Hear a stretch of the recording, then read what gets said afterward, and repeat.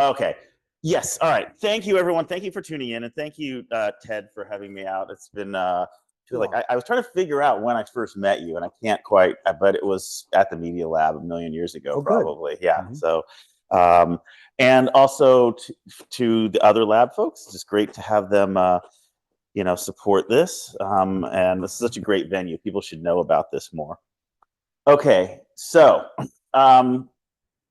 We're going to just launch in. I'm going to have a couple stories for you, and then we'll talk about some research, and we can have dialogue along the way if someone figures out things interrupt or do something that feels like an interruption. And online, someone will say, hey, there's someone asking something. But first, let me try to address one of the things Ted brought up, this whole, what is this plastic dynamism? So this is not what I mean. Plastics. Okay, so I realize many people don't get this reference, so I have to tell you what this is. The scene from The Graduate, obviously, where he's talking about going into this plastics business. So plastics is not the concept of that material.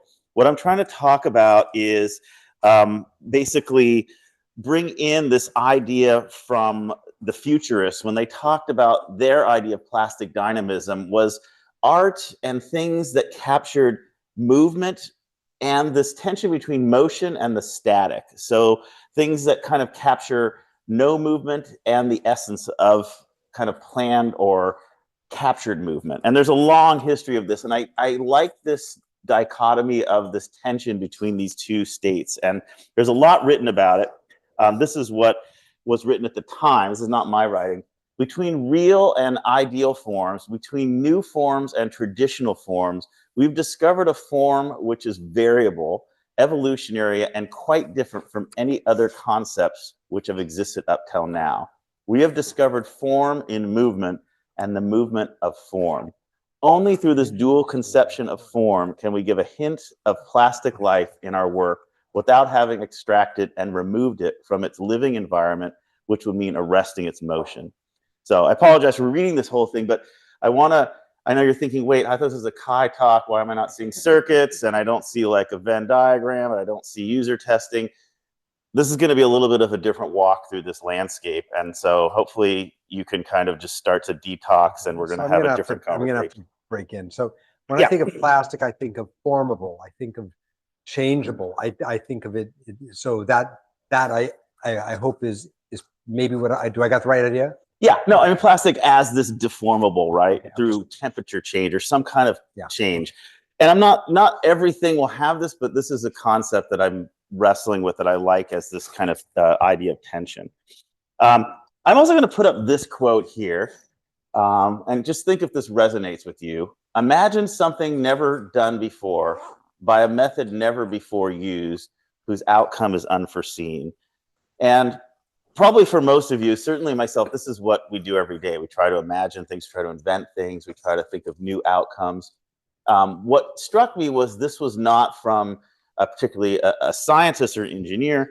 This is actually a quote from Alan Capro, who's a well-known artist that brought us the happenings and basically was probably one of the first new media artists to think about that space again between where is the audience and where is the kind of performance.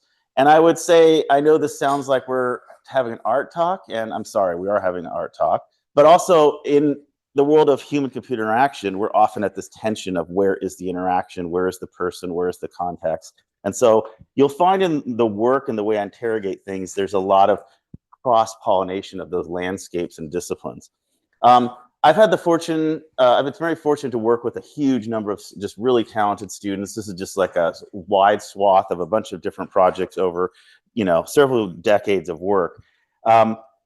I run this group called Hybrid Ecologies. And for me, hybrid, I'm pulling in another quote here from Marshall McLuhan, this hybrid or the meeting of two media is a moment of truth and revelation from which new form is born. And again, I think this is a really important part of it. It could be hybrid in terms of disciplines or gender or culture or material or economies, or all kinds of different hybrid ways of thinking are important. The ecologies is just this idea of this scientific analysis and study of interactions among organisms, and their environment, such as the interactions organisms have with each other and with their abiotic environment. Okay, so hopefully that's just some terminology to set up things. This is the slide that just is the cheat sheet to how I think I've done research over the years. Basically, identify some core metaphor in a field, recognize what the metaphor excludes or marginalizes. Could be an interaction, it could be a community, it could be some kind of texture, it could be so many different things. Invert the metaphor to bring that marginalized experience to the center. And obviously, I like to build things and do physical things and embody that inversion. So let me try to give you, I'll give you 5 little vignettes. These are like older projects. They span multiple years. I'm going to try to summarize them in just a couple minutes each. All right, here we go. And some of them go way back. You know they go back because I have hair in the picture. This one, I have hair in the picture. This is a project from quite some time ago, maybe 30 years ago. Early internet telepresence. Basically, the idea, again, was thinking about telepresence wasn't new, but it was using essentially trained operators. It was quite expensive, and the application was remote repair and inspection. The idea is, what if we inverted that? It was low cost. There were untrained operators, and the application was socially hanging out. And I did a bunch of different experiments with these, and my advisor at the time, John Canny. So we did these kind of blimps that would fly around. I want to remind people, this is before Wi-Fi, this is before Arduinos, this is before many other things. So yes, you can now buy this on an in-flight magazine for like $20, and my whole thesis is like a 99-cent app. But that's how it should be, I think. But also we built these ground-based props, we called them, for personal roving presence devices. And a lot of different experiences. Again, I don't want to go into it's like it's a thesis work, so it's got lots of things. And of course, you recognize it. This all came out of work from Berkeley many decades ago, and it kind of spawned this whole kind of idea. In fact, I was looking through, here's some pictures just pulled straight out of my thesis. Basically, hey, maybe you'd use it as a remote kind of expert. You could do it socially, hanging out on, that's the streets of Telegraph, getting tarot cards read. And then we prototyped a tablet experience. These tablets didn't exist at the time. And then, of course, this is, not even, something like 20 years later, you kind of have that, and then you have more now.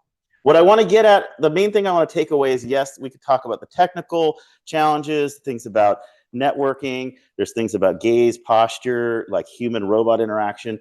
I'm going to focus on one of the inspirations, which was an artist. So Andy Warhol, these silver clouds, you can go experience this in Pittsburgh if you go to the Andy Warhol Museum, and it's about kind of this embodiment.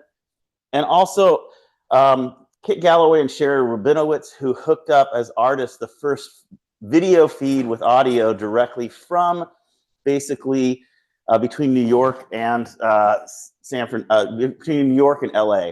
And then in this installation, basically people could talk across the distance. This is basically FaceTime. We can do this now for free, but this was a really big deal at the time.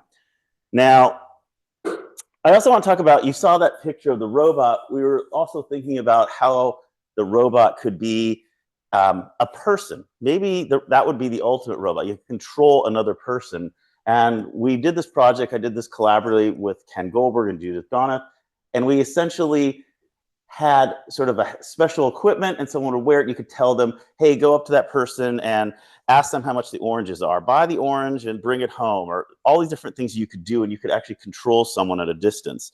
Obviously, we have things like TaskRabbit, and there's like Periscope and FaceTime Live, and now there's even more where you can watch Twitch, and you're just controlling people and watching people remotely. We did, if you think about it, there's this idea of if you remember, Cyrano de Bergerac did this. And in fact, there was a social psychologist, Stanley Milgram. Milgram will come up a couple of times in this talk, I should warn you. Same Stanley Milgram that did the obedience to authority experiments. He postulated it would be very interesting to actually do this as well through a feed, but he did this decades before in the 70s. In fact, this is an installation of him doing a setup of how you would control this, and you could actually send commands to people, and people wouldn't be able to tell that there's a person speaking through them. So a lot of interesting things about ethics and kind of odd configurations. What I want to tell you is, and there'll be little segues in this talk, is that Milgram actually put forth this idea as a National Science Foundation grant, which was steadfastly denied as a very, very stupid idea. In fact, I'm going to share the reviews with you because I got them. This is one of the weakest proposals. There's a complete lack of new theories. I cannot imagine what the contribution of the study could possibly be, and on and on. So this is maybe speaking to people that have gotten any kind of reviews or people that have submitted grants. People don't know what they're doing. This was so ahead of its time, they couldn't see that it would be really interesting to explore voice and then even video at a distance, and that could be really compelling. All right. Wow. End of rant. Story 2. So another thing that I was interested in was this idea of familiar strangers. And this was a project I did with Elizabeth Goodman.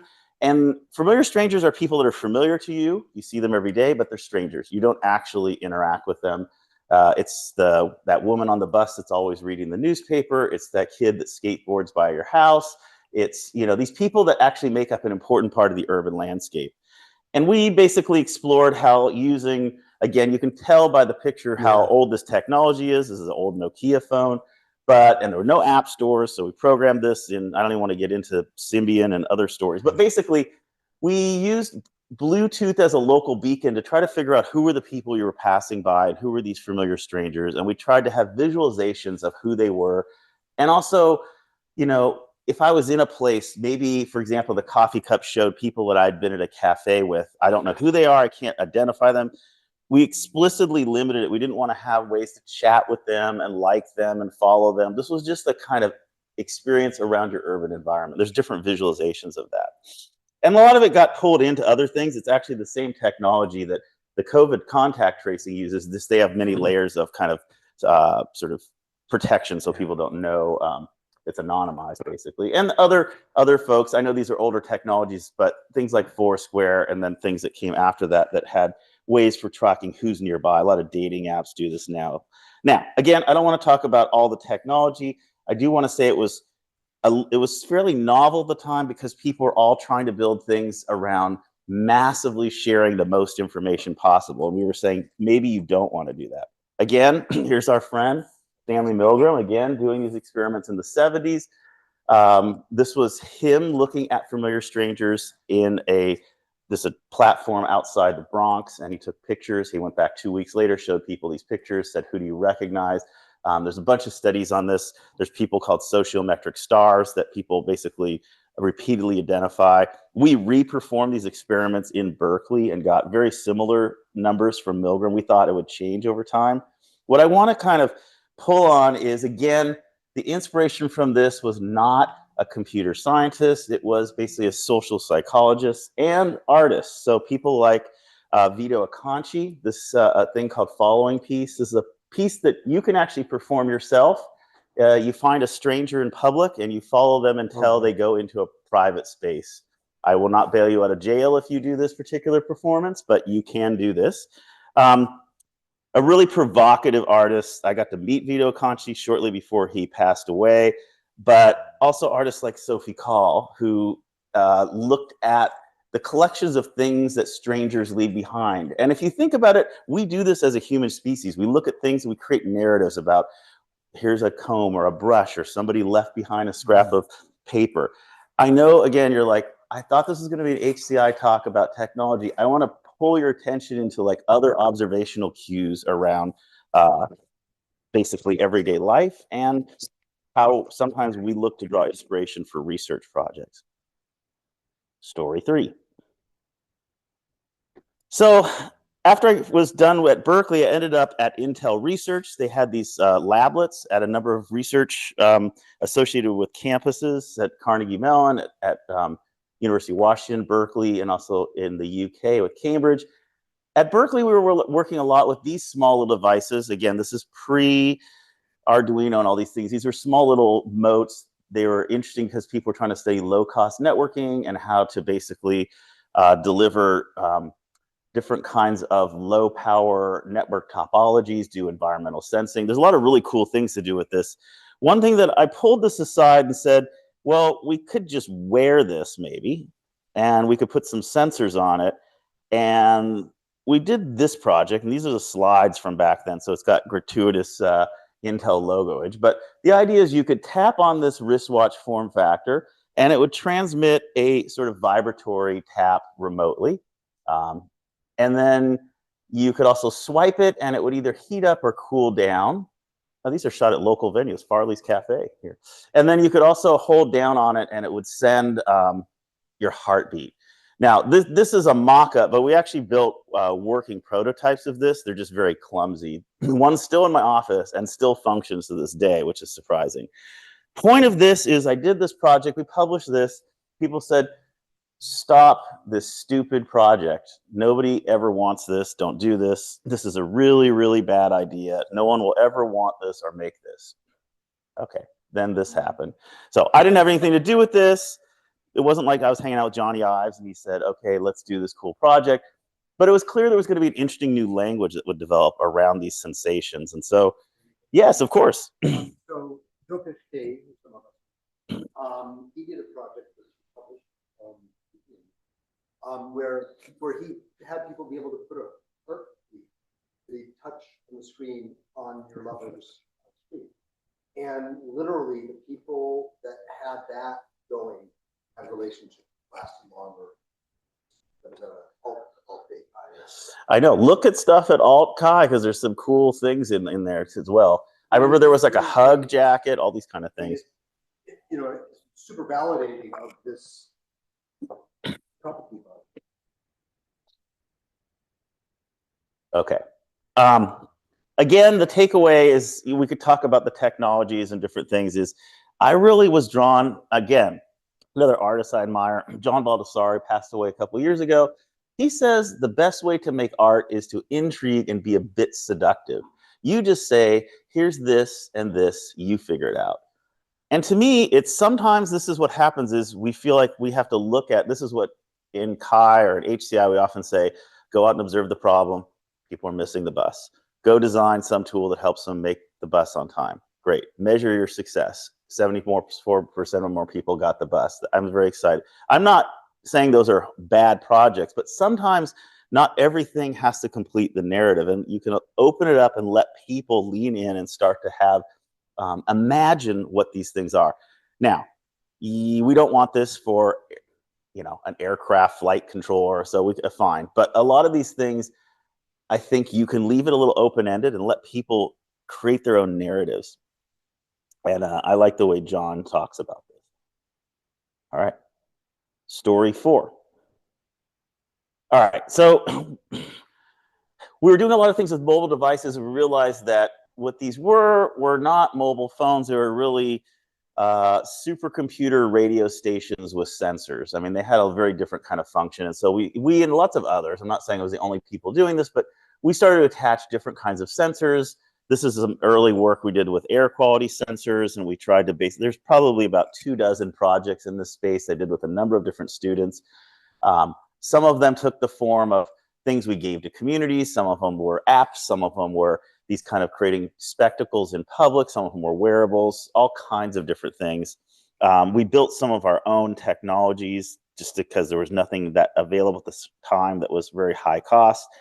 We also looked at other kinds of landscapes with toys. So how kids, again, would create narratives if they had basically toys that altered the way they look. There's a little expressive face on these devices, and it also vibrated based on changes in water quality, changes in air quality, changes in soil kind of composition. And again, not supposed to be just flash a red light, say danger, but let them just explore their world with a different lens. We also very early on worked with the EPA to really create the first ever kind of on-the-go real-time air quality readings that you could get through, yes, this is a text messaging service. That's what was available at the time. And now, of course, all of us, when we open our mobile devices, we have this. Similarly, we looked at attaching and measuring these air quality when you moved around on your phone. And then, you know, of course, the EPA is now using this. You can buy things for your home. We saw a lot of this at the time. We were interested in exploring how people would socialize around it, how they would feel about sharing, how they would have a believability about that. Even here in San Francisco, I got to work with the city and attach air quality sensors to all of the street sweepers that moved around. And so almost every day we could collect air quality all over the city. There are challenges to that, and there's also really interesting things around using municipal vehicles that move around. We figured out that you are basically very boring. You don't move around much. People like postal workers, delivery folks, things that really move around. But now there's a lot of that. Okay. And again, I want to focus back on an inspirational figure that I find in this area, Rachel Carson, who wrote The Silent Spring. And she says, the more clearly we can focus our attention on the wonders and realities of the universe, the less taste we will have for its destruction. And so a lot of this is just thinking like, again, I think all of us have this big calling about the environment and how can we, there's one thing to just really try to be in your face about it, but also sometimes it's just educating and letting little experiences seep in and having people come to the realization of where they want to make decisions. All right. Last, number 5 of these little vignettes, and I'll talk about some other things. Energy.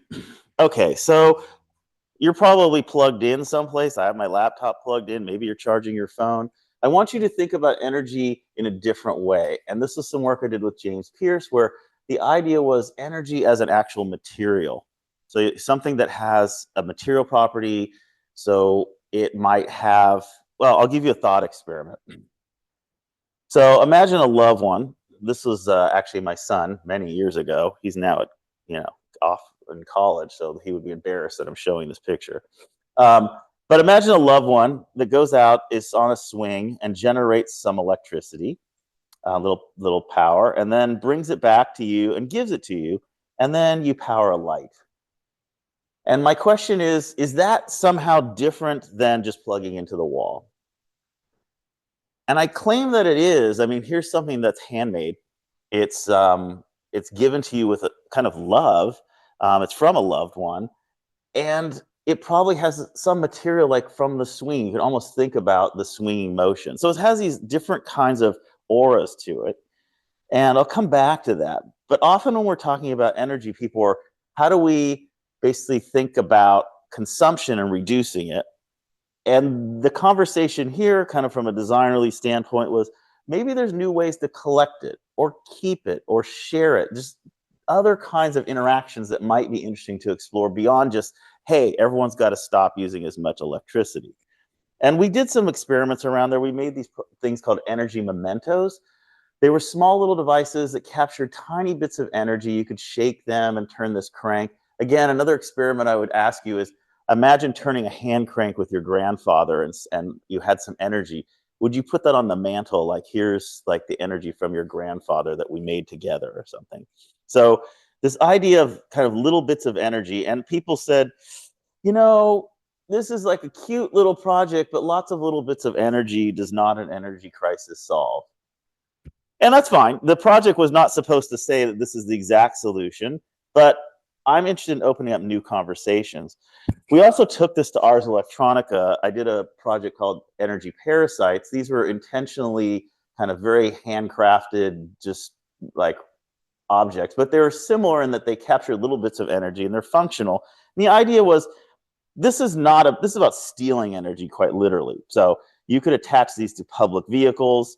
So you see here in the upper left, you could attach it to a tram. And it would basically steal that energy. You could just pull it off. It had a magnet. There's also ones where you could attach it for a car to catch the headlights to get some photovoltaic. You could basically attach it to a fountain to steal some kind of water that's coming from a pump, or even you see an escalator there. So none of these are free. You're stealing the energy, and it's lots of little bits of energy, but I would claim it makes a new conversation about where are these little energy bits coming out of it? How do you steal them? And where are the opportunities for exploring that? And then again, cute project doesn't make any sense, but that's exactly what happened. We now have lots of devices, mobile phones from many companies, where you can basically share your energy. And the thinking was like, would you want to leave a little bit of energy when you get off the bus or off of BART or something else? So these little bits of energy that you might want to share and move around. And we also thought about how you might charge your devices and they would capture a little bit more of this materiality? Where is it just like, 20%, or is it, percentage breakdown of solar or hydroelectric, things like that? We wrote about this and published this work. And then I think many people know Apple actually a couple of years ago turned on a feature, and some of the other mobile phone operators, where you can actually get that lens into where the charge is coming from in terms of clean and dirty energy in some sense. And again, I feel like this draws from Walter Benjamin, who talks about this idea of, art in the age of mechanical reproduction. He talks about things having an aura because they had that true experience. This was obviously, the argument was you can just take photographs now and that'll just end artwork because we can just keep replicating them. But there's something about that authenticity. He says the authenticity of a thing is the essence of all that is transmissible from its beginning, ranging from its substantive duration, its testimony to the history which it has experienced. And I'd say there's probably things in your own room, office, that are just little tiny, hey, that's the little pen that my friend gave me, or the bottle that we had that drink out of, or a little knickknack. Things have some experience and you don't get rid of them because they have that history. So there's another strategy to have things embed this aura into them. I'll talk about another kind of design tactic. And I apologize, I'm just kind of going through a bunch of projects hoping that a couple will land in your brain, because if I try to hit on one for like 20 minutes, it'll be like, I think, too intense. So hopefully some of these will match, and then I'm happy to have a discussion. I kind of want to make a comment on that last one. I'm thinking of the word patina. A lot of things, when you see old things sitting around, you can see what they've done. Stairs is the typical one. And I think that's a really fun thing to look at, because it kind of captures a little bit of what I think of when I hear you're talking about this. Yeah, I mean, there's things, a little mark on your desk or on the floor. I know there's like a weird mark on the floor at my house, and I know that was the day my kids were pushing something when they were little kids, pushing something down. I never got that mark out, but it's like, it tells a story, it has meaning. So not everything has to be this polished, perfect design like a lot of the high tech that we get. There's value in thinking through things that have a patina or some kind of aura. So this is a concept, again, that I worked with James Pierce on, the idea of counterfunctional design. And I'm going to say this sentence, and it's going to be confusing, and then I'm going to give you an example, and hopefully it makes sense.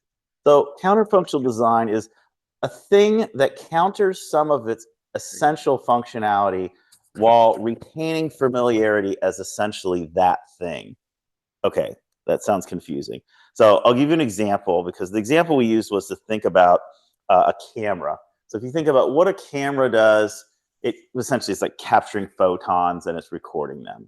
Okay, so what do you do with the camera? You can capture lots of pictures, you can view lots of pictures, you can share them, you can maybe manipulate them, you can, do lots of different things. But we said, what if we counter some essential functionality? So we set up and did we did a couple different designs. Again, this is some work from like 10 years ago, but the idea was cameras that you could only view the pictures if you're around the same people again. Cameras that you could only, you had to basically shatter them with a hammer to get the pictures out. There were all these different constraints. I want to point to one of them that was in here. We designed this thing called the prompt cam, and this is from the paper. This is the prompt camera. You cannot take pictures whenever you want. You can only take pictures when it lights up, prompting you to take a picture, and it would let you take a picture through multiple viewpoints. So we're used to being able to take a picture all the time, but there was this preciousness. Again, this design works with constraints. So the constraint was, now is the moment. Like, let's take this picture. The window closes, you can't take it. Again, people said, stupid idea. People want more functionality. Don't do this. Why? Huge maximum sharing. But then again, for those that know, that's exactly what Be Real is, which is a pretty popular social media sharing tool. It prompts you. You can take a picture only then. There's a 2-minute window, and it's shared. It's supposed to be kind of spontaneity and try to remove that posing and performative nature. And we saw that, and we knew that was going to be something that would be a draw. Again, I'm going to pull up Marshall McLuhan. He says, artists show us how to ride with the punch rather than taking a knockout on the chin. This idea that artists, when we look at them, they kind of help guide us through some of the complexities and some of the things that seem very kind of overwhelming as interactions, as technologies, as human experiences. And I try and be drawn to this. Now, this got me thinking about some other work that has gone on decades before that artists have really originated and then later has become really established as things we use nowadays. So one of them is the Aspen movie map. So Andy Lippman, actually Michael Namork was part of this too. And no, I don't think you were part of this, but a lot of people that we know were part of it. Yeah, exactly. So a long list of folks. Rebecca Allen, I think, Walter Bender. I mean, whatever. There's a bunch of people. Here it is. It's fascinating. You can basically wander around the city of Aspen, Colorado. It's on a laser video disc. So I know people are now Googling what's a laser video disc. So, and it was a touch screen. Now, when they did this, it looks a lot like this kind of thing, right? So now they're 30 years apart. Now, the Aspen movie map won an award, actually. It won what's called a Golden Fleece Award. So this is an award given out by Congress as the most egregious waste of taxpayer money. So you can go, the congressional records show that they said, Aspen movie map, stop this stupid, dumb project. This is a bad idea. And then we have this other thing. I'm not claiming we were going to get Google Street View anyway. It's not as if it was not going to happen. But again, I want to point out often people can't see the value. They could not tell what the value of wandering around a city could possibly be. And I asked Michael to send this picture. This is the setup they use. So very similar. Very similar. Yeah. Good vehicle. I'd like to get that back. Now, this also I'm gonna invoke because I went in and these archives, but even our friend Stanley Milgram wrote about this idea. He called it the urban visual simulator, and he said this urban eye. He had a very different way. We need to build this. He was going to use microfiche, and you could move around, and it was really interactive. He actually wrote a grant, and guess what? Did not get funded. It's told it's a very bad idea. So even too early, 1970s, he had the same idea of how you would actually create this. I'll give you 2 or 3 more. Here's one. Myron Kruger, just wildly misunderstood computer scientist and artist. People could not figure out what he's doing. They said, this isn't computer science. We don't understand what you're doing. But clearly he was interested in the body and gesture and movement and all these things that we do now with Microsoft Connect and Sony iToy and on and on and on. But basically, an artist that they couldn't, if you just looked at his work in 1974, you could have brought the whole field forward so quickly. But really people said, I don't get what that is. We don't want to talk about that. Let's work on And yet I want to say that this is one of the most influential people of his time. He made Media Space. He wrote a book about this. Be aware of Myron Kruger. I mean, I think he's still alive and maybe even doing it. I mean, it was racks of 19-inch racks to the ceiling. This was hard work to do at that time. Yeah, really hard to do. It's amazing.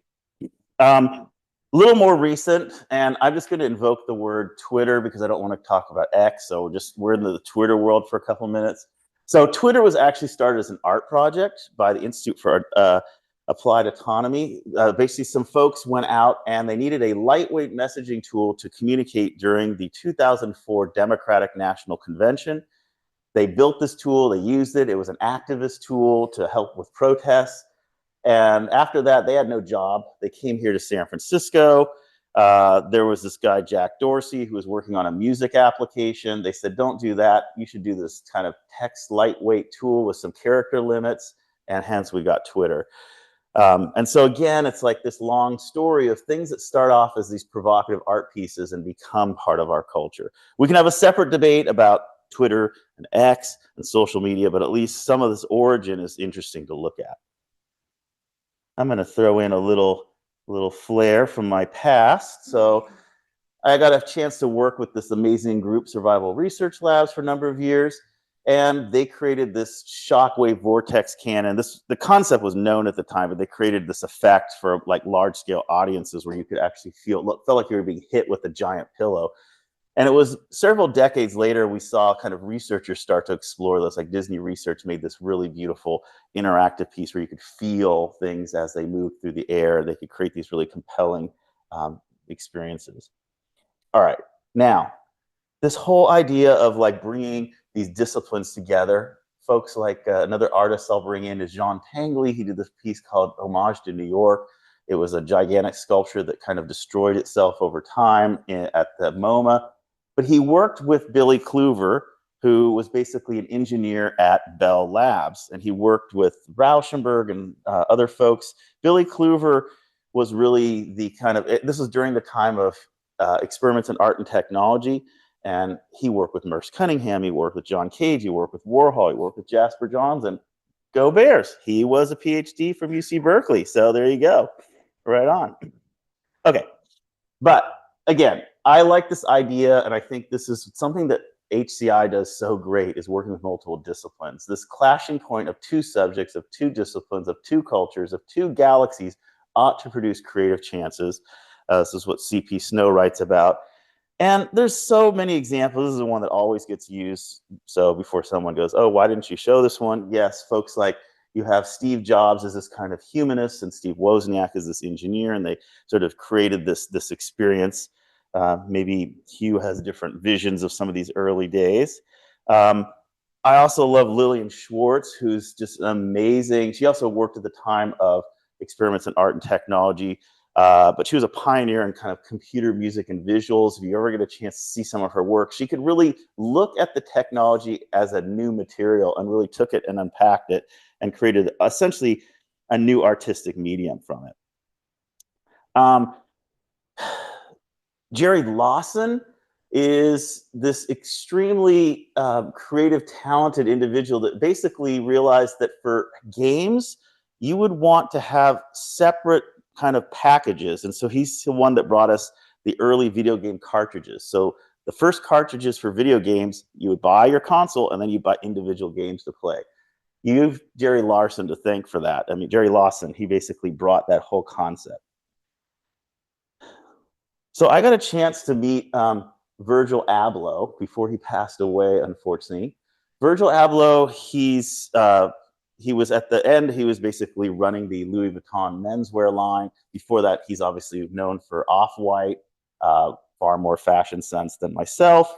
But one thing to know about Virgil is he's actually a civil engineer and an architect. So he has 2 degrees. So he gets this kind of juxtaposition of science, technology with art and architecture. And my conversation with him, he said, I get it. Like, we're trying to do fashion, but fashion reflects the culture of the time. And the culture right now is really technology. I want to understand how to bring that material into a playful experience for people. They were doing some things with some of their clothing lines and stuff, but it's fun to interact with them. Now, I would say for myself, I got to have this really precious experience with this group that I mentioned before, Survival Research Labs, that some people here may have also been a part of. So the idea is that I think this brought together a really interesting eclectic group of like just creative folks from so many different disciplines, art, engineering, architecture, just across the spectrum. And for me, it was formative. I'll just show you a brief video clip of what these performances look like. And for those of you who've probably never seen one of these, this is not Robot Wars. This is basically, there's a very loose script of a kind of performance, but I would best describe it as what maybe machines want to do when we're not around, right? So like we kind of tell them, drive here and do this, but maybe they have other things they would like to do. This show was actually in 1994 on Pier 7, not far from here. I'll just kind of let it play for a second so you get a sense of what this looked like.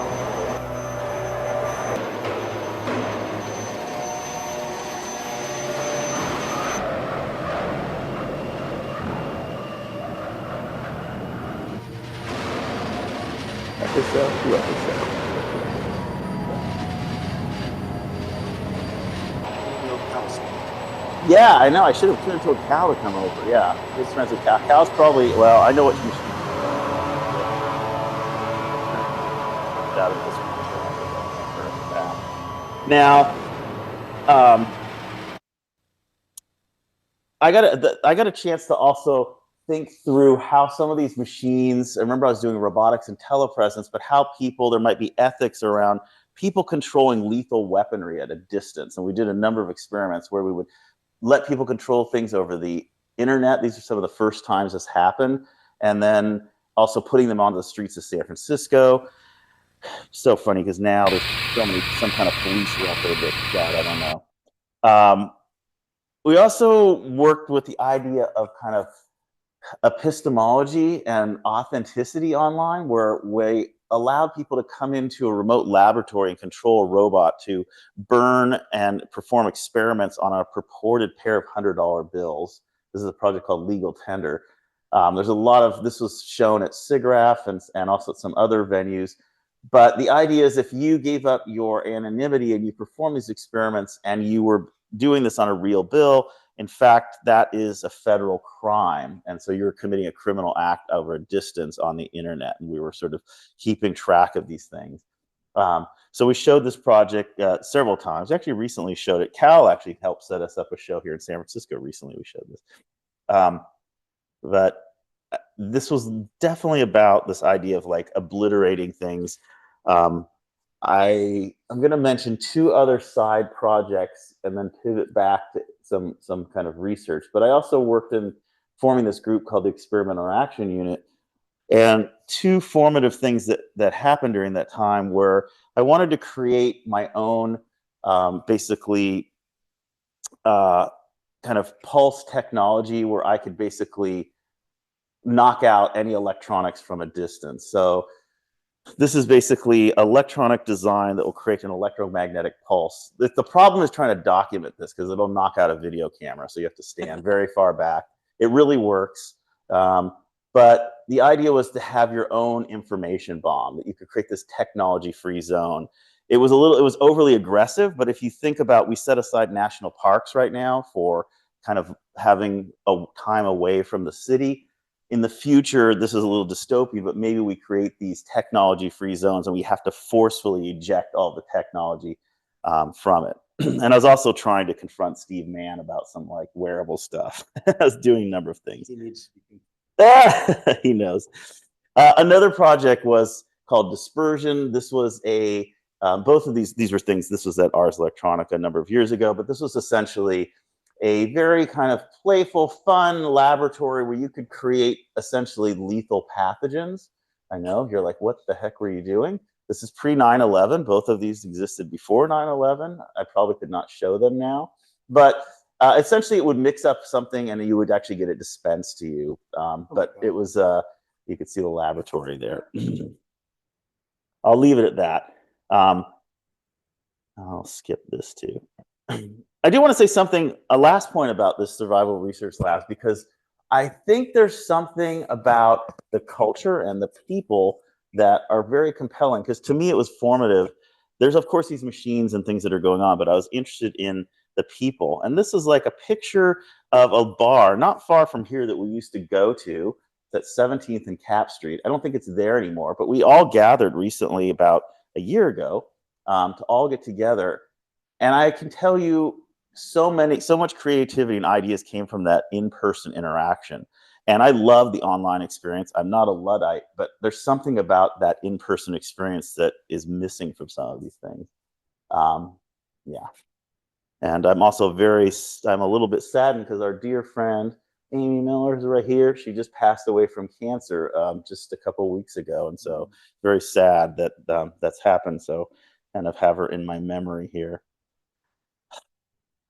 Okay. This individual, you probably know, this is the kind of, I think once you get indoctrinated into HCI, Mark Weiser's name comes up. I just want to say something about him. Of course, many people know he brought us ubiquitous computing and basically was the director of CSL at Park, the Palo Alto Research Center. He and his team basically thought through at least some interactions. I think this crowd, I don't have to explain what these are, but essentially He thought in the future, you'll have 3 different computing experiences. One will be this little tab. You have your tab. It's basically an iPhone. You'll have a pad. I think we know we have pads now. And then we will have boards. Okay, fine. The boards are a little less worked out, but this is a picture of the lab, and you can see a lot of the folks sitting there. And I would claim this probably looks much like your home, where there's like little devices sitting around. You're maybe watching Netflix, so maybe you're not interacting with the screen, but it has this similar experience. For him to basically visualize this in like the late 80s, early 90s, well before people could understand what that was, is just phenomenal to envision something that far out, like 30-something years. It would be like if I said, let's vision what computing will be like in 2058. It's like very hard. That's what he was doing. That's like how far out it was. Now, he wrote about it. There's a whole separate debate about, we could talk about Mark for a long time. I just want to say he was asked to give the keynote talk at WIST in 1994. And this is his slide deck. And I pulled one of his slides here. And this is this slide. And he didn't say, remember, he's the director of the computer science lab, and he wasn't saying, we got to work on network topologies, we got to look on screen kind of pixel density. He says, no, we need to start from arts and humanities. And he's telling you that this is going to be on the final exam. This is the most important part of the talk. Mark's a really interesting character. I've been spending time researching him. You can go to his archives down at Stanford, and it's phenomenal to go through archives. Like, just some interesting facts about him. First of all, he never got a bachelor's degree. He was basically a dropout. He even talks about it, like in his letters. He says, like, I myself was a college dropout. He's writing someone that was talking to him about college. He made a little graph of his whole history. And in fact, he was really wanted to be an existential philosopher. He didn't really want to do computer science. He did garbage collection as kind of his CS early on. It's a really interesting background. And in fact, when he writes about his autobiography, he talks about himself as an artist up front, that he wants to do, philosophy. He doesn't really talk about the triumphs of the technical parts. Okay.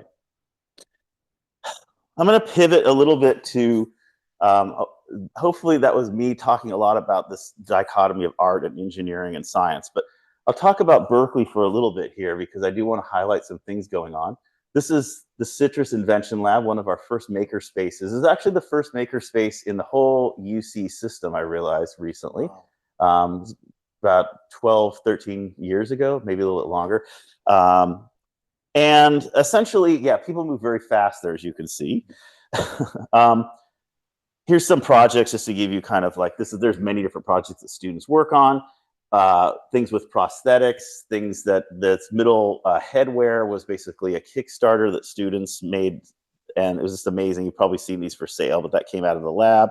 Lioness is a really cool female-run startup that looks at basically female health, and they made these really smart, like a smart vibrator, very cool. From that is now spawned this really cool, beautiful building, the Jacobs Institute for Design Innovation. Please come visit. Basically, in this space, there is a larger maker space. It's a design studio. We teach graduate and undergraduate courses, and we try to have the intersection of all those things I just talked about, sort of engineering, science, art, philosophy, and so forth. There's huge exhibitions of things in this space, and it transforms, and lots of people are making and creating.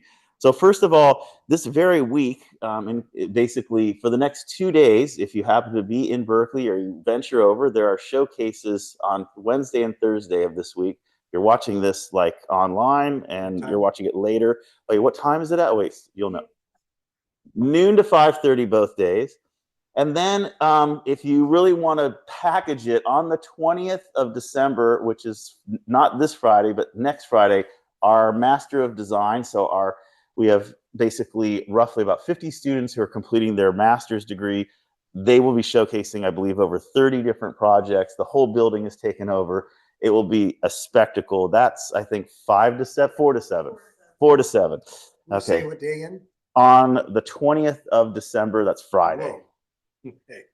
Yeah, so a ways off. Very cool to see. If you're like, I just don't know what to see, come see that, because that will be really a highlight. Where do we go to? We go to the Jacob Center to find it online. Yeah, so if you go to the Jacobs Institute, so if you just even Google Jacobs Berkeley, you can actually, if you go to design.berkeley.edu, you'll find information about the show, because that's our Master of Design program. A little bit more about some of the things that happen there. I teach a class called Critical Making. And in that class, it's a lot of kind of, like many things here, it's kind of why I like being at the other lab. It's full of this kind of hands-on making, and I've always been a fan of Saul and the things that he does with his team. Lots of hands-on prototyping and courses that are taught by amazing people like you and lots of graduates that are here. Here's just two different projects. These are like not from a master's program. These are just from Critical Making. This is a dress that kind of pushes back when people get close. It's about kind of pushing back on personal space. These are just kind of pretty small 2-week projects. Here's another one that's a dress that when you're touched in a way that you are not enjoying, then it kind of takes your picture and kind of captures you. And then another one was this idea of a toxic tie. So this listens to what's being said, and if it hears misogynistic language, the tie will slap you in the face. So really cool to prototype these things. They're really fun, and it starts a conversation. It's also the only time that I was like, in class, I'm going to say something misogynistic, but we're testing this because I have to see if it works. So we have to have a little thing. And this is my plug also. There's this fantastic master design program. Many people are here that are in it or have graduated. And so come to this program. It's a 3-year master's program. It's the only MDes in the entire UC system. More plugs. But you can apply now. Applications are due right at the first week of January. So, but please come to the showcase and you'll get a sense of what we do. This is just some of the courses and some of the makerspace. There's obviously 3D printers and robots, many things that you see here in the other lab. We're also interested in working with lots of different materials and different kinds of technologies. This is a project from last year, which was largely like a, kind of this clean the air. It was like a Roomba that moved around and sort of cleaned the air. Now, if you're interested in things like I'm standing here at the other lab and maker spaces and different kinds of universities that have these maker spaces, there's actually a group for that. There's this thing called the International Symposium of Academic Maker Spaces. Whoa. So that's a handful. It's basically universities like MIT, Olin, CMU, Georgia Tech, and onward. And what I'm telling you is, Sam, we are going to hold it in Berkeley next summer in August. So what you need to do is think about submitting cool projects, ideas, papers. They're due in early next year, and you can come and participate. It's a really cool, it's been going on almost a decade, so it's a very cool event. All right, let me see. How much time do I have? I want to talk about a little more research. Am I okay? Your choice, yeah. Okay, I don't want to like take everyone's time here, but let me just, let me see what I've got here. I'll talk about wearables for a little, and then I have some environmental things. All right, here's a very problematic photo of what the speculation of what wearables would be like. Many of you have probably seen this photo. Yes, we can critique it for problems with gender. There's so many problems with this photo, but I just want to say this was an early vision, and like leave it at like, this is not what we have now. So what happened, and this is also some more pictures here. This one actually has Jennifer Healy in it, who's researcher. Yeah, Brad Rhodes, a lot of people you probably recognize. But this was kind of the idea that we would move through and have these. Now, we do have a lot of technologies that have come along. Even recently, Meta's released some things, but an early thing was glass. Who's still wearing their glass? Who even bought glass? What happened with glass? So I actually talked to, this is Thad Starter, who was really part of that glass team. And he said, like, that was supposed to be a prototype. This was supposed to be almost like, kind of like a speculative design piece for us to explore. And I think some marketing people got a hold of it and said, let's make that into a full-on product. But I will say, these things take a long time to develop. Because do you recognize Thad here? Absolutely. You recognize that here? Do you recognize that here? Do you recognize that here? He's really been doing this a long time. And I don't want to critique glass and it's problematic, but like a lot of times people think these technologies come up overnight or over like 6 months. And so these are like decades long passions that people have. I want to say something again. Whenever I work on research projects, this is wearables, I start to think about artists that do it. This was a electric dress.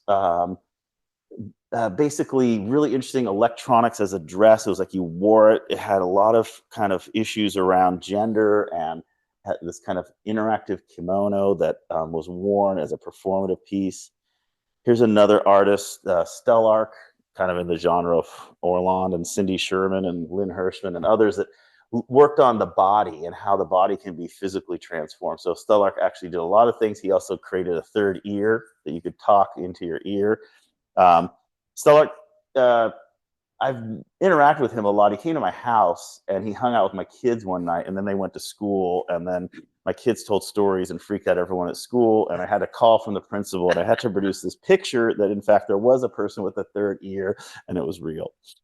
But back to research for a minute. So at the time I wanted to do basically a bunch of projects that talked about things that weren't just glass screens that you were wearing. And one of them was to think about thermochromics and kind of non-emissive ways of expressing different textile changes and visual changes. And we thought maybe you'd change your style over the day. We kind of put on our clothing now and it looks the same roughly all day, unless you stain it or spill on it. But how could you kind of have it programmatically change? Who would change it? Would it change on context or time of day or your friends or lifestyle? There are a lot of kind of open discussions, and we explored this and wrote about it a lot. We also thought maybe you would capture things from the everyday world and put it onto your clothing. And this is what we did. This was kind of an e-ink based kind of concept where you could take a picture, in this case had a texture, you would hold it up, it would transmit the data, and it would also power up the kind of e-ink, and that would be there. Folks that know it's a bistable material, so now it doesn't have to be powered. Of course, if you left your phone in your pocket, then it could power it. You can get little animations and things. Again, this is not the most like elegantly designed example, but the idea is we wanted to have some way of thinking about clothing that you could change and you could sort of express. We did it with fingernails as well. We tried to keep small devices you could tap and move and try to get it as small as possible. It was really based on, I know I'm going to date myself here with this reference, but this was basically Total Recall movie from the 1980s. But this was a scene where you could sort of imagine changing your nail color. We wanted to change like things on your nails that you could move and do, again, without power. And we did this with other things. This is just a fun, playful way to change the little appearance on your shoe, essentially. And although I do not have this, we explored hair. So a number of my students, really led by Christy Dirk, looked at hair. I think hair is just a lot of interesting properties.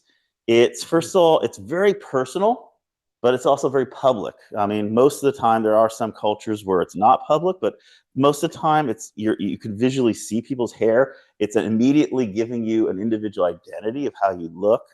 It's also giving you possibly a group identity. Who do I belong to? You know, it's malleable. It has different length and style and color. It's expressive, and it often has some social bonding when there's like shared touching when it's permitted. And you also sometimes just play with your hair. There's like gestures and things. Again, I used to have a lot of hair. I don't have it now, but I sometimes wear a wig if I'm demoing this. That's a sight to see.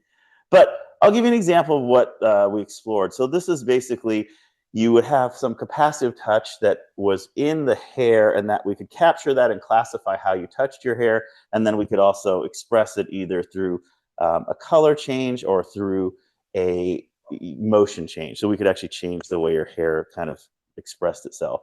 Why would you want this? Well, if you get, say, a text message, normally someone says, "Where are you?" Well, the message would come in through your hair. You would feel it kind of move up. And then you need to reply, so you pull out your phone. No, you don't pull out your phone. You just send the message back through your hair. So by a gesture through your hair, you can send the message back that you're on your way. And then, of course, you could have different style changes where the hair could sort of change a little bit, or it could change more dramatically, basically. There were a lot of different things that we did. This is just using it's pretty standard technology, but we wanted to look at the kinds of interactions that would be there. And then you could have this really dramatic, this is not wires, you could actually get it to do this. Christy was a little of a performer, so she wanted to have a kind of performing version of it. So there's a lot more to explore with hair. We kind of left it at that. That's like a rich, deep culture, and I think there's a lot more left to do. I want to say something about skin as another form of wearable. And you'll see what I'm doing is I'm trying to walk through a bunch of different landscapes to create a vocabulary of different wearables rather than I want to tell you about the latest smartwatch or Fitbit or something like that. So some of these, this is work by John Rogers. This is not by myself or my lab, and Anna Arias and others. But the idea is the skin is a great place to look for essentially health, well-being, expressiveness. What we did is we tried to look at being inspired by a lot of really cool work by others. This is across the board, folks at the Media Lab and CMU and elsewhere. But could you create a kind of low-cost way of interacting with this? I'll just play this larger version of this video. But using low-cost silk screening, we could create temporary tattoos that you could use as capacitive touch sensors. So now your skin becomes buttons. And also, we could use it as a strain gauge. We could use it as transmitting small electrical current, so you could even light up a little. You could play video games, and you could light up a little. This is a strain gauge version. And you could also have a little heartbeat kind of thing. Okay. Skip that. Primrose allows me to refresh my look. So this is, I'm just going to show you this.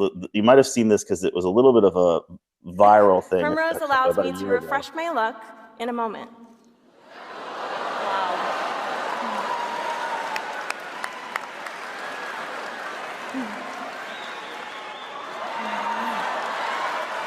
That is wild. I mean, come on, that's crazy. What is happening right now? So it's also responsive, like if she moves, it'll kind of move and do things. You show up, you have one so that's like outfit, reflective you can have multiple different scene backpolymer, chains. this first Red crystal carpets are that's gonna like be the same pretty piece. sassy. Like it's basically non-emissive You again. do movie so it's just dealing premieres, with different things. Can you reflective imagine properties. wearing, I mean, maybe not this Pants, no dress. pants. But do you recognize that person? There she is. So that's my student from when she worked with me, and she went off and did that work at Adobe Research after she left. So again, people continue to do just really great work, and it's just cool to see that kind of happen. All right, I'm coming to an end here. I apologize for going a little bit over. I'm going to say something about, we talked about maker spaces. We also looked at new ways of kind of having smart tools or tools that are kind of lucid and work with you.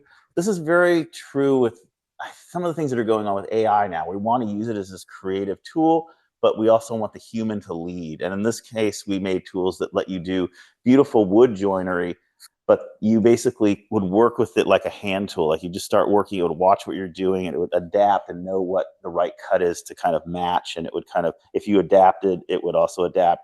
They were networked, so a bunch of people could work on things together. And we also worked on these hybrid spaces of using kind of high and low tech. So a basic hand tool, but using a robot for precision. In this case, you could kind of have snap to grid. This is trying to get an idea of what would it be like if you had a tool that had this performative nature, that it could kind of remember, it could snap to grid, it could tell you exact measurements, and you could free form move the tool around, make a drill, and then say, can you do 5 more at that same angle? And you kind of have a conversation with this. And so there was a whole idea of smart tools and technologies. Okay. So the last thing I want to just talk about is what this work that we're doing a lot now, which is thinking about new technologies that are really reflective of the planet. So this is actually, and have a kind of environmental and climate focus. This is the actual photo from 1972 that was taken from Apollo 17, a little over 52 or 3 years ago. And the idea was this photo started the entire kind of a huge movement around environmental justice and brought together. That's why we have Earth Day. People suddenly saw the planet as this very fragile ecosystem. So what we're trying to do is think through I'll say the thoughtful, poetic design of emerging interactive technologies that celebrate people and planet, leveraging novel materials that are both dynamic. This is the dynamism from what we started talking about, but also have some compostability, some sustainability. And again, really influenced from art. Gustav Metzger was an early artist that did auto-destructive art, so kind of art that destroyed itself. And I'll just show you a short video of what we're talking about. Gustav Metzger founded the autodestructive art movement that promoted destruction as a critical but less recognized form of artistic gesture. Metzger created public autodestructive art with acid, fire, and machines to foreground disintegration as a first-class artistic gesture. Numerous artists have explored this theme, such as Zhang Tangli's homage to New York, an elaborate kinetic sculpture that gyrated and collapsed, So I destroying mentioned this earlier. Yeah. In Shooting Picture, Niki de Saint-Phalle took aim quite literally at her paintings, obliterating them in the process. More recently, Banksy's Girl with Balloon underwent a destructive transformation at auction when, upon sale, it promptly destroyed itself as onlookers stood by in shock. But our creative tools only emphasize making. For example, today's three-dimensional modeling software offer us only limited atomic operations, such as extrude, revolve, sweep, and loft. We argue for a radical expansion to this vocabulary with a wide range of new unmaking atomic operations, such as crack,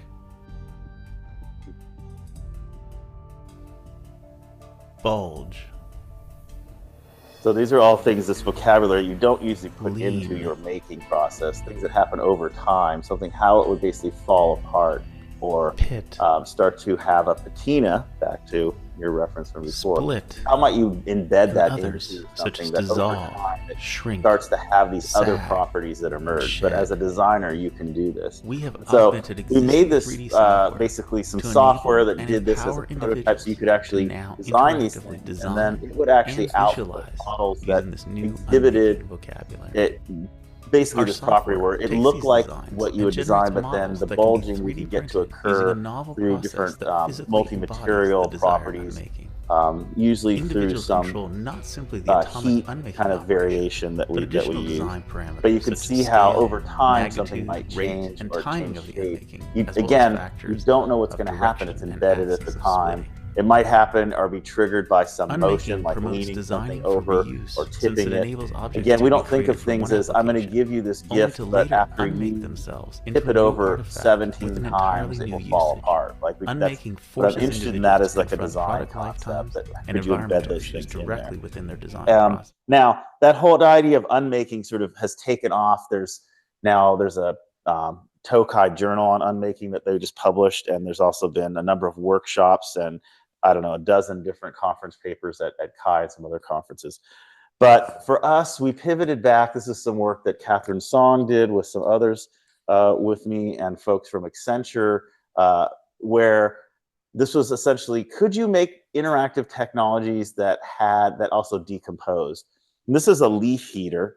And the idea is that you, through a very kind of simple process, but it involves some kind of particular process steps, but everything here is biodegradable. We had leaves that we coated with chitosan, and then we basically dried them. We put them into like a nanowire, silver nanowire solution. The idea was to change and at least kind of optimize some of the electrical properties, but it's essentially a leaf. And we could pass a current through it through an inductive loop. We could do this. We could actually make our own coil. In this particular video, it's actually just a copper coil, which I understand, yes, it's not biodegradable, but there are ways to do it that are. But you could in this case, you could make a little package, and then you could use it through an inductive charge to heat it up, and you could place things in the package and heat them about 70 degrees Celsius. You could almost get things to have some pasteurization. And I know it's like people are probably hungry because they're like, hey, when are the cookies coming out?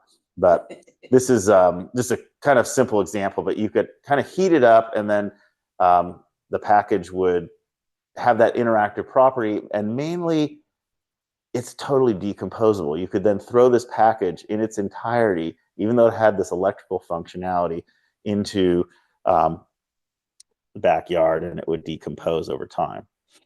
And another project that we did was we needed to figure out how to do power. So what this is essentially a supercapacitor, and it's made out of largely edible products. It's not delicious, so don't eat this, but it is essentially, there's cheese and there's like charcoal powder and there's electric, so there's a gold foil, but it does, you can charge it and discharge it like it actually operates like a supercapacitor. So we've taken the things that you maybe recognize as what you would have in a normal capacitor, and we've replaced them with normal everyday products that are actually biodegradable. So you can also take this battery or the supercapacitor and you could throw it away into the just ground, it'll decompose.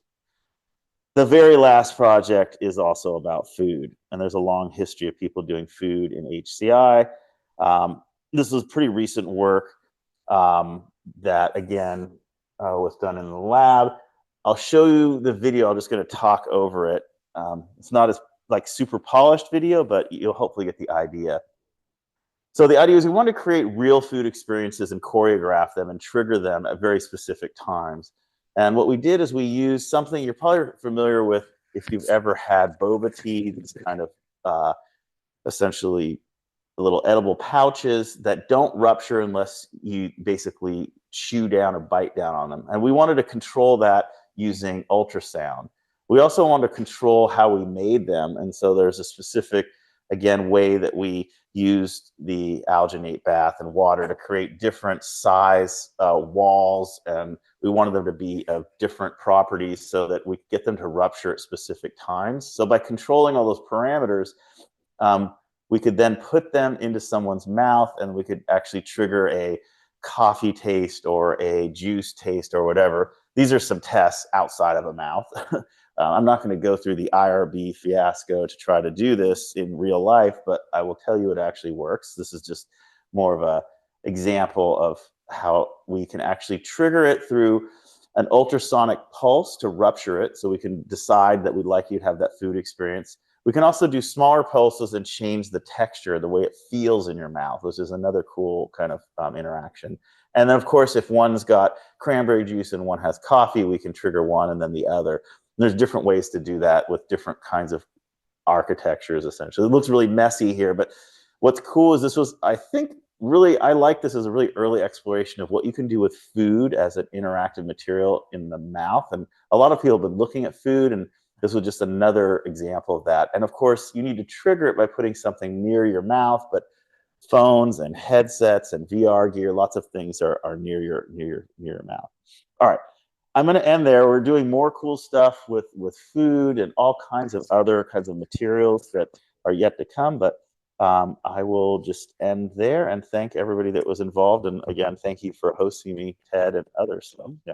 All right. Well, thank you very much, Eric. It's provocative and far-ranging. I think that the bringing art and philosophy in is fantastic. Just one of the other lab inventors here. Thank you for hosting us. It's time for us to open it up to questions and thoughts. And I've got a bunch, but I think we should start. You can be tired and done, but okay. Yeah. Who's got a thought? Well, I will say that there were many thoughts that came up for me.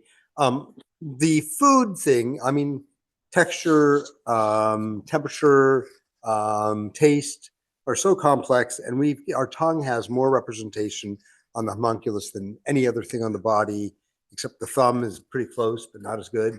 And so it's a really rich area for interaction that people haven't.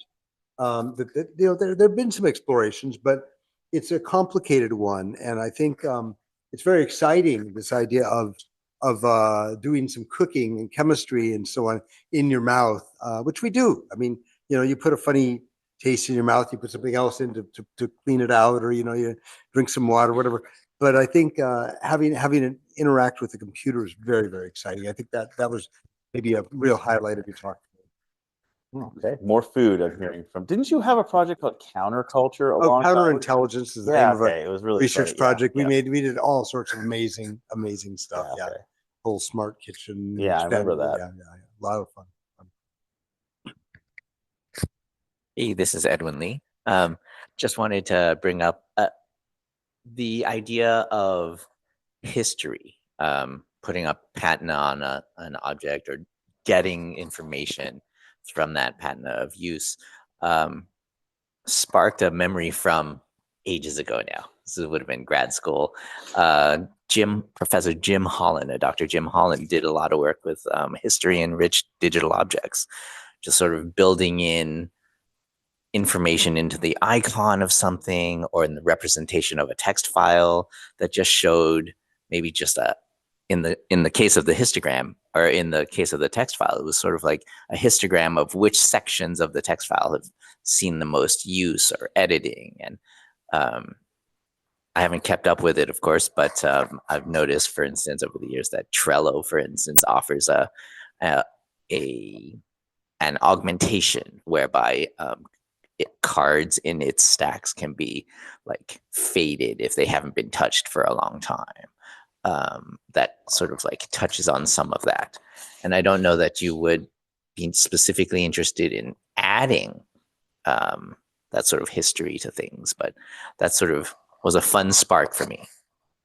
Yeah, well, definitely this idea, like that was even in that camera. We had one version where if you didn't look at the pictures every so often, they would fade. So you had to recall them. It's this kind of urgency to look back and remember, or else maybe those things don't matter. I think Jim also, he did Beyond Being There, this really cool research, I think, which was like really inspirational.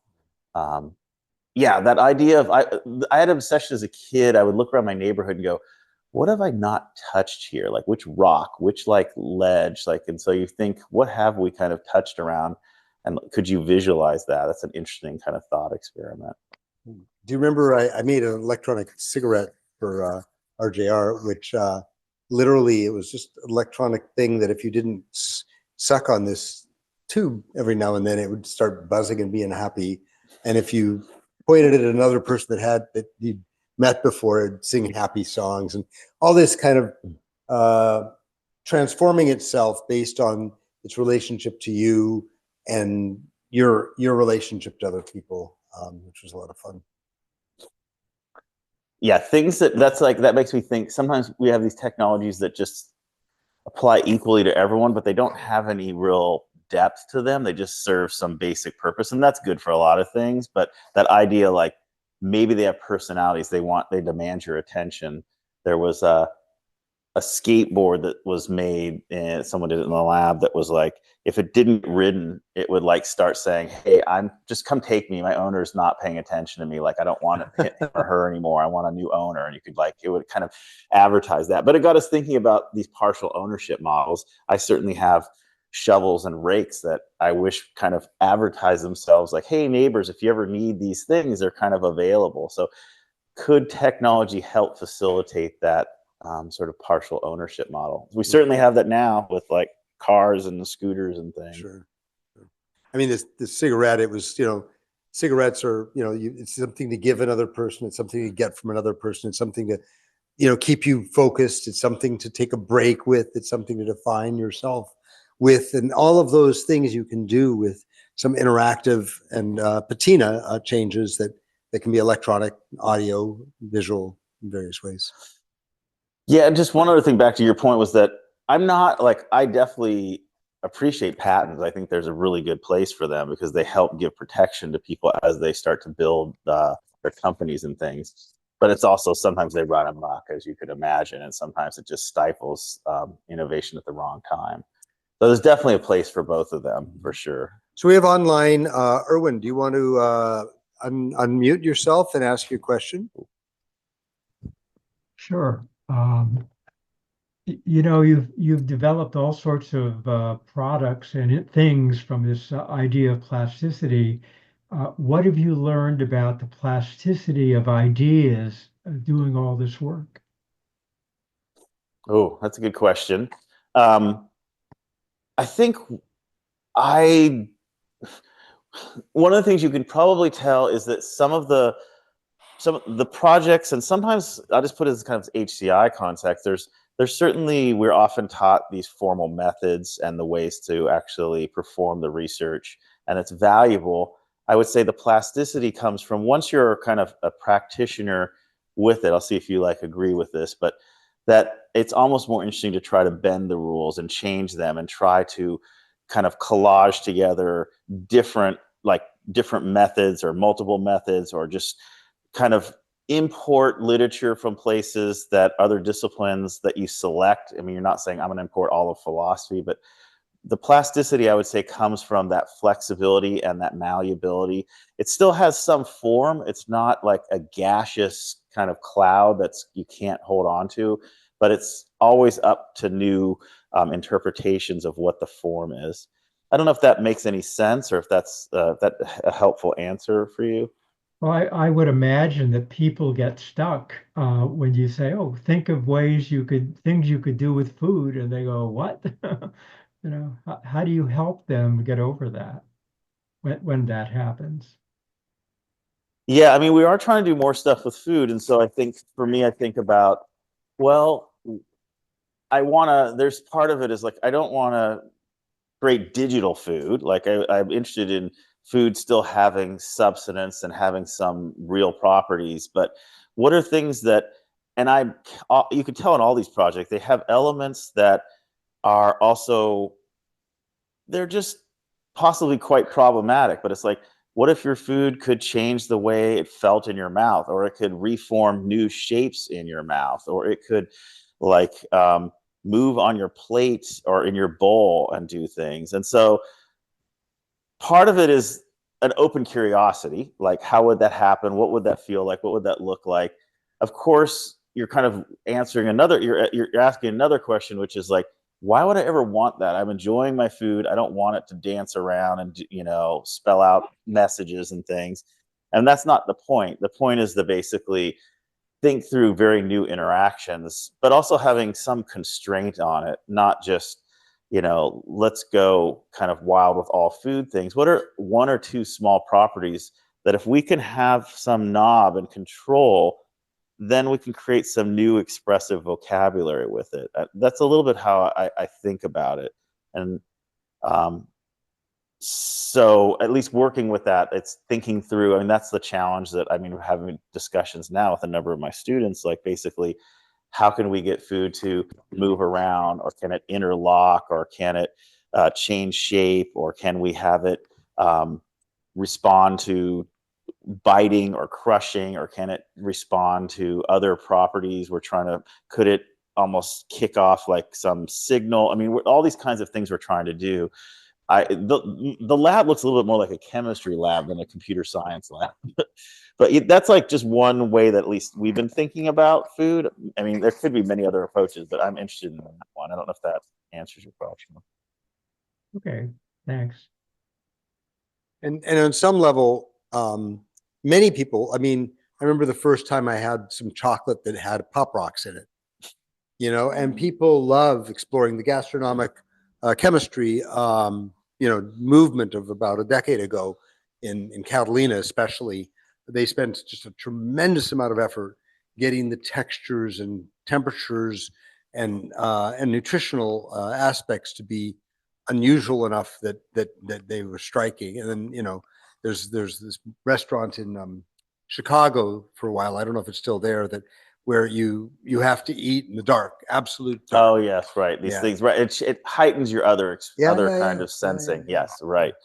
So again, it's like I'm thinking, would food be more performative or playful? I don't know if I even want that myself, I'll just say in full disclosure, but I love exploring those kinds of things. I think it is. And then we could stand in that awkward place and go, this is kind of a bad idea, but you know what? By standing here, I can see some other good ideas. Because if people don't go to the awkward position, then we're stuck in a local minima, and I can't stand that. So, I mean, there are Korean barbecues where you do it on your table, and in Japan and other places where they have the animals performing as they die before you eat them. The stuff's, there's a long history of it, but bringing the computer and sensors and effectors into it, that there isn't a long history. That's exciting new stuff you're doing. Well, a lot of new material exploration too. So. Yeah. Well, is there another question over here somewhere? They know me too well to ask a question. They already know. Just a fun memory again. Yeah. As a person who had come to really enjoy boba teas, I had the fun experience of giving a friend his first boba tea. And he wasn't sort of really paying attention to the cup, what was in it. He just sort of sipped from the straw. Oh, and then the strange and just texture, to see that expression on his face, where he goes, "What the hell just went into my mouth?" and I feel that's sort of where some of this exploration goes, right? Like, and that's not before someone encounters boba teas, right? They don't.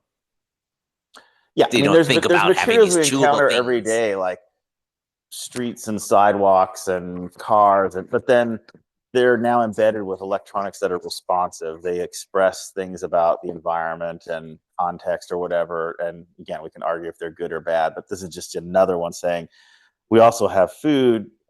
Is there a way that it can kind of be choreographed in some way? And of course, there's applications around health and children and eating and diet and medicine, but we're in early stages of it's a very playful experience. So it's not as if this project is like this is exactly the main problem that it will solve, but I know there's interesting interactions to kind of uncover. Yeah. Well, with that, I think we will end the session. Please feel free to take a few minutes to talk to people afterwards.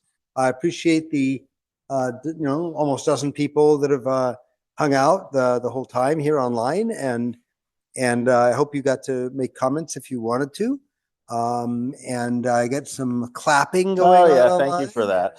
Yeah, And, thank you all for coming, and thank you for the online folks, and also come early and often to Berkeley. Come to the Jacobs Institute, and come to see the student showcase and other things.